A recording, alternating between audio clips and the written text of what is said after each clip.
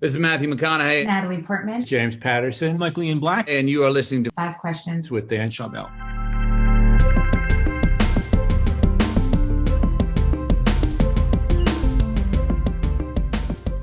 Welcome to Five Questions, Yeardley. Thank you, Dan. I'm so thrilled to be here. I'm a huge fan. How did coming from a family who worked in the arts inspire you to become an actress, and what keeps you motivated to continue to develop projects? Actually, my father was a journalist, so I guess that's sort of an art. My mother was a paper conservator, so she repaired books and pictures for exhibit at the Smithsonian.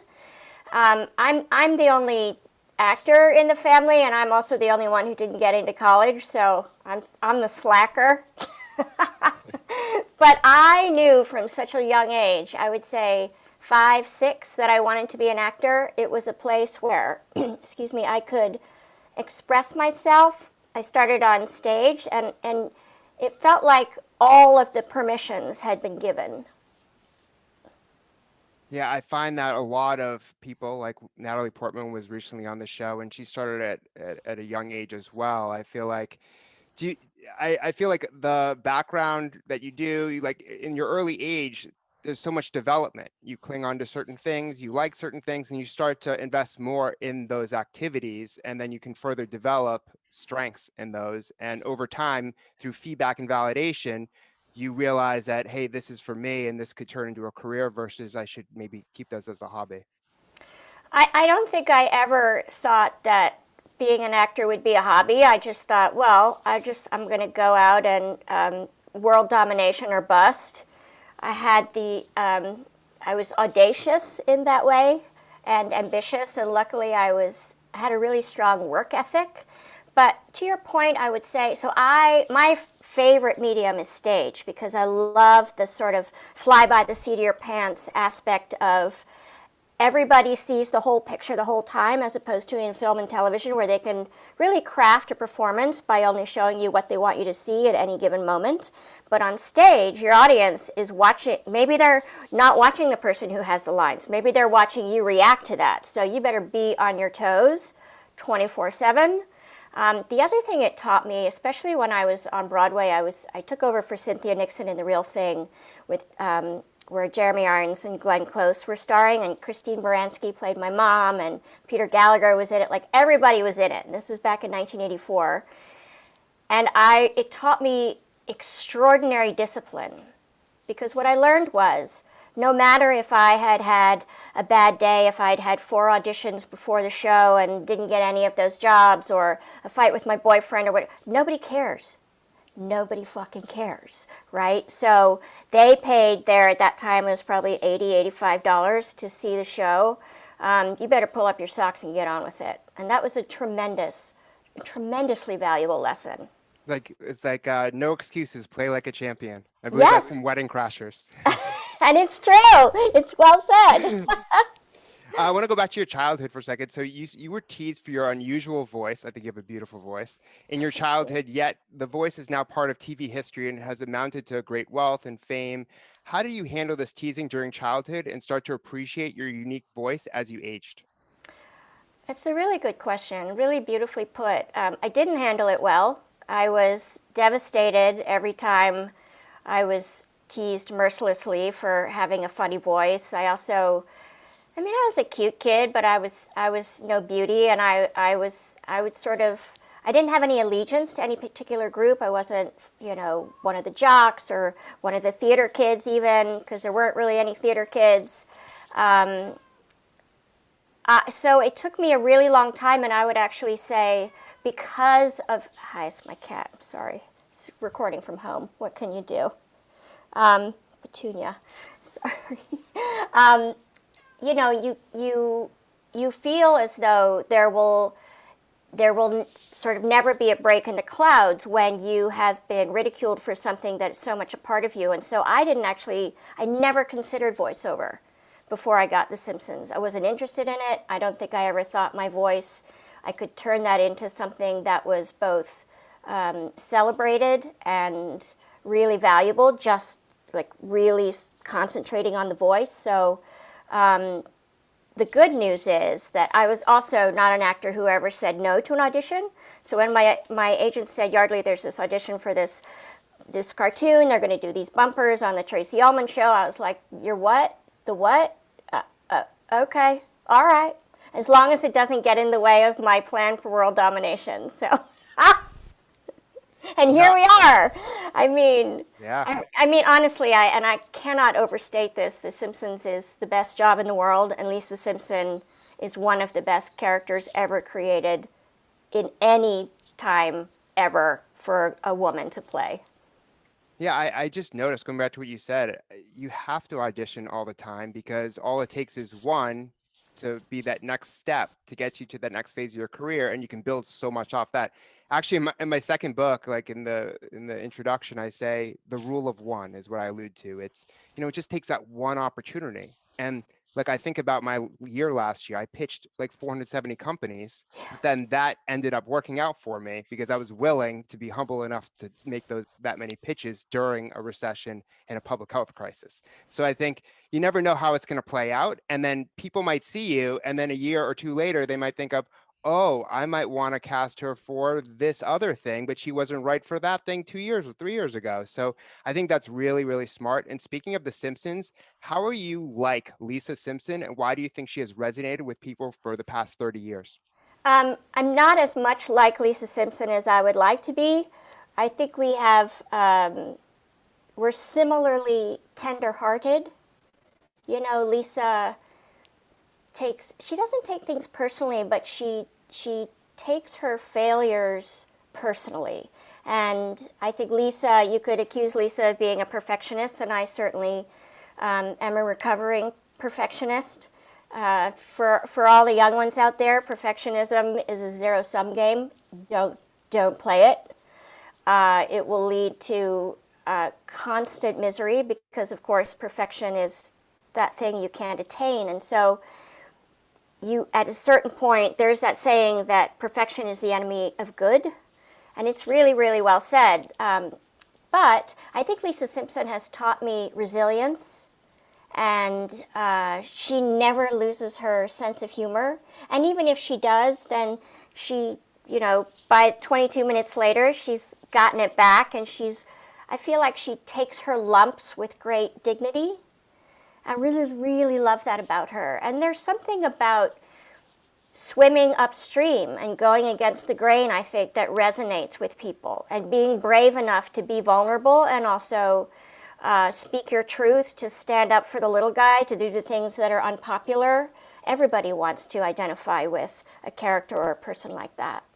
Yeah, when I think of perfection, actually, what I tell people is it's a weakness, but hold on. Perfection is a weakness disguised. So hold on, let me just say this one more time. When I tell everyone that perfection is a weakness disguised as a strength, as in people wear perfection as a badge of honor, yet it causes them to go through all these cycles and them never actually completing a project. That's really beautifully said. It's like people consider vulnerability a weakness, but it's actually an incredible strength. That's really, I wish I'd had you in my pocket when I was in my 20s, Dan. I appreciate that. An analysis of 2,000 movies by Polygraph found that women get less dialogue in Hollywood movies, Hollywood films, the older they get. In your experience, why do you believe older women are still underrepresented, and what can be done to change that? I'll do that one more time. Yeah. An analysis of 2,000 movies by Polygraph found that women get less dialogue in Hollywood films the older they get. In your experience, why do you believe older women are still underrepresented, and what can be done to change that? I do think that Hollywood is obsessed with beauty, that we're a very, very superficial, glide along the surface kind of industry, which is, it's brutal because, of course, you if you're really in it, I think you can't not take that on, and then hopefully as you get older, you start to untangle that a little bit. So I think there's this false notion, this erroneous idea that nobody wants to hear from older women.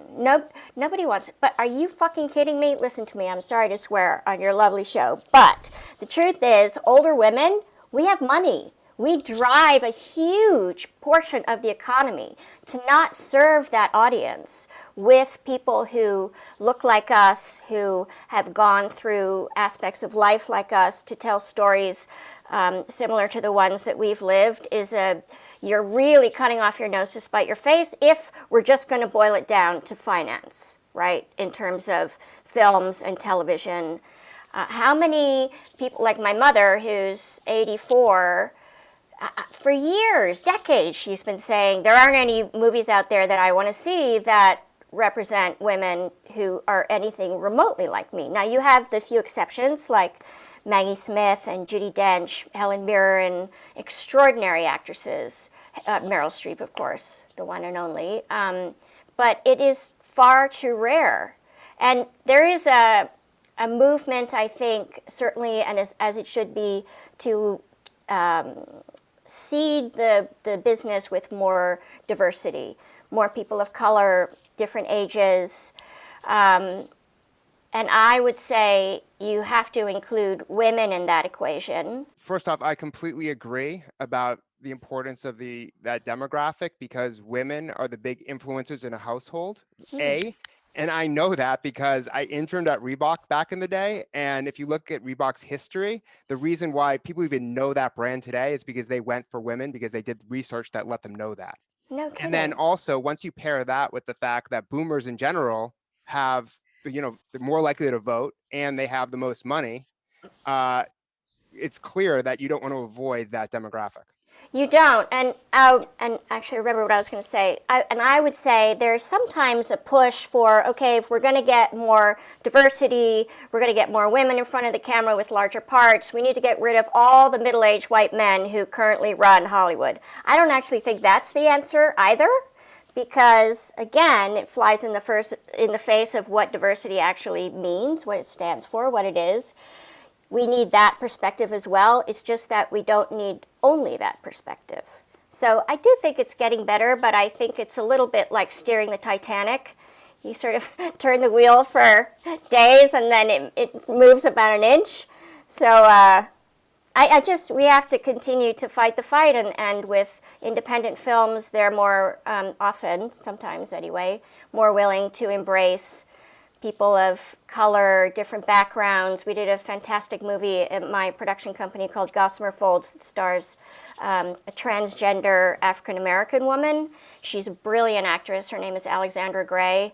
And she told us that when she got the part, she actually couldn't believe it because she had heard so many no's throughout her career. And she's been in the business, I think, 8 or 10 years.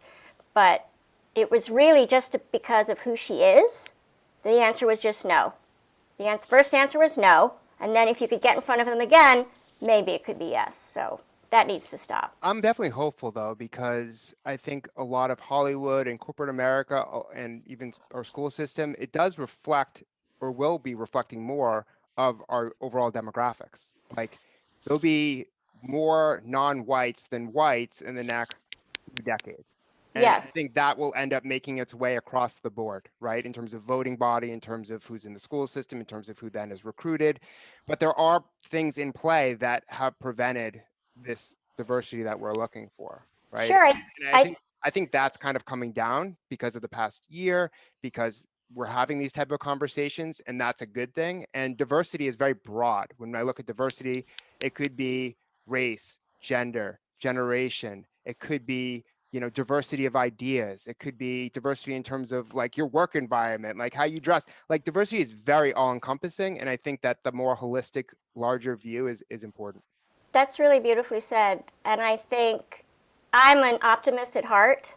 And so I completely agree with you there. And what's your best piece of career advice? Well, the best piece of advice that I got was be on time. Do not make anybody wait for you. Like, who the hell are you to make people wait for you? That is not okay. I don't care if you sit at the top of the food chain or you're, the PA bringing the coffee. Be on time. And I really hold that dear. Of course, sometimes I'm not on time, but it kills me. Like, I'll suffer for days afterward for having been late. My best piece of advice to really anyone in any field is, what I've learned is, failure is a matter of perception. So I had a shoe line for 5 years, and I made shoes in Italy, and I didn't know squat about designing shoes, but I knew I needed some beautiful, comfortable shoes to carry me through my day because I have a lot of clothes. And I thought, there aren't any, and I can be part of this solution. So my business partner, Ben Cornwell, is still my business partner in our production company, was the guy who ran the business, and I had a woman who would draw, like, I'm not a designer, so she would sketch my designs, right? Now, some people, because I closed the company after 5 years, and while we made money, we never made a profit, would say, well, Yeardley, I mean, that was an abject failure. And I would heartily disagree, because first of all, I learned so much about being the head of a company. I learned how much I love collaboration, how much I value people in their field of expertise. Like, I would never purport to be the smartest person in the room. I literally, please don't ever be shy about telling me what you think and how you feel, where you think we should go. I learned about disappointment. I learned about, not that I didn't already have a pretty good jag on disappointment, but because you do that as an actor, but you know, it was extraordinarily fulfilling for me. And I think it takes as much courage to shut something down as it does to start something up. Beautifully said. And I just want to go quickly back to your whole thing about, don't show up late. I thought a lot about this. It's actually my biggest pet peeve. And I think it's because we hold ourselves to that standard. And so we expect others to do the same.